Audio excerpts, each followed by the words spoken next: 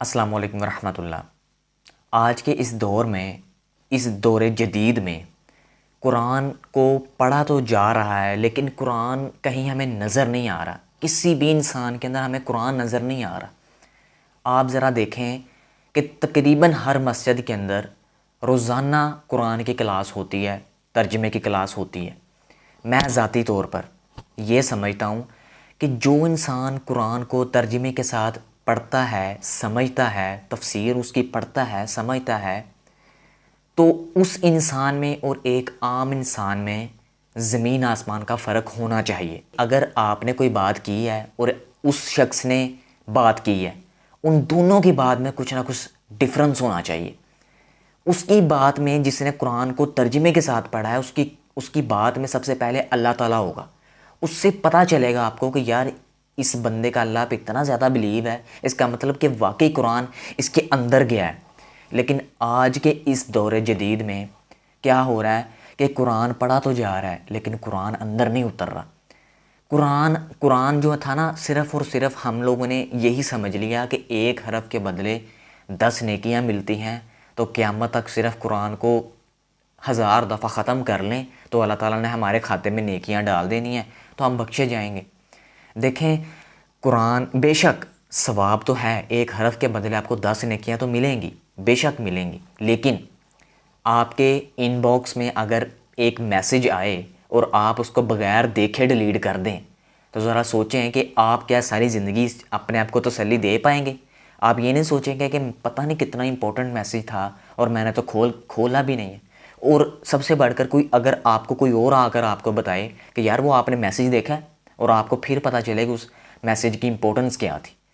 इसी तरह ये है, हम लोगों ने कुरान को खोलते तो हैं, लेकिन जब तक हम समझेंगे नहीं तब तक वो इनबॉक्स का मैसेज जो था ना, वो ओपन नहीं होगा। वो बेशुमार लोगों को आप जानते हैं जो कुरान का तर्जमा तो पढ़ते हैं, लेकिन कभी भी उनके अंदर कुरान वाली बात नज़र नहीं आई। उनके साथ आप बैठ जाएंगे, वही जाहलों वाली बातें, वही आम लोगों वाली बातें। उनकी बातों में इस्लाम नज़र ही नहीं आ रहा, उनकी बातों में दीन नज़र ही नहीं आ रहा, उनकी बातों में कुरान नज़र ही नहीं आ रहा। अगर आप, मैं ज़ाती तौर पर यह समझता हूँ कि अगर एक आम इंसान बात कर रहा है ना, एक आम इंसान बात कर रहा है, तो दूसरा बंदा जिसने कुरान का तर्जमा पढ़ा है ना, तो वो हर बात को कुरान के मुताबिक लेके आएगा। वो कहेगा कुरान में ऐसा लिखा है, वो कहेगा कुरान में ये तो यार ये लिखा हुआ है, कुरान में तो ऐसा लिखा हुआ है, तो तुम ऐसा क्यों कह रहे हो। तो उसकी बात में अल्लाह ताला होगा, उसकी बात में कुरान होगा। लेकिन जो एक आम इंसान है जिसने कुरान को कभी खोला ही नहीं है, कभी कुरान का तर्जमा पढ़ने की उसको तौफीक नहीं मिली, वो तो एक अलग कैटेगरी में आ गया ना। लेकिन जिसने पढ़ लिया यार, वो क्यों नहीं उसके अंदर असर हो रहा। रसूलुल्लाह सल्लल्लाहु अलैहि वसल्लम ने फरमाया कि क़यामत के करीब कुरान पढ़ा तो जाएगा, लेकिन कुरान हलक से नहीं उतरेगा। आज हमारे आम लोगों का दिल हसद से भरा हुआ है, कीने से भरा हुआ है, बुग़्ज़ से भरा हुआ है। सिर्फ इस टो में लगा हुआ है कि मैं एक दूसरे से आगे निकल जाऊं, मैं उससे आगे निकल जाऊं, मैं अपने रिश्तेदारों से आगे निकल जाऊं। तो कुरान फिर कहाँ रह गया ना, कुरान तो फिर इनबॉक्स बंद का बंद ही रह गए।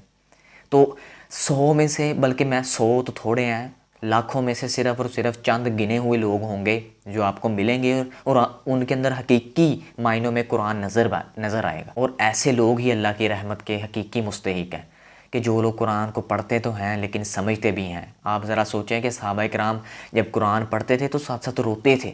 हज़रत अली रज़ी अल्लाह ताला अन्हो जब कुरान की तिलावत करते थे ना नमाज के अंदर, नमाज में इस कदर मगन हो जाते थे, कुरान की तिलावत ज़ाहिर सी बात करते थे, तो तीर लगा हुआ था तो तीर निकल गया था, लेकिन उनको पता नहीं चला था। तो आप ज़रा सोचें कि सहाबा इकराम का लेवल क्या था।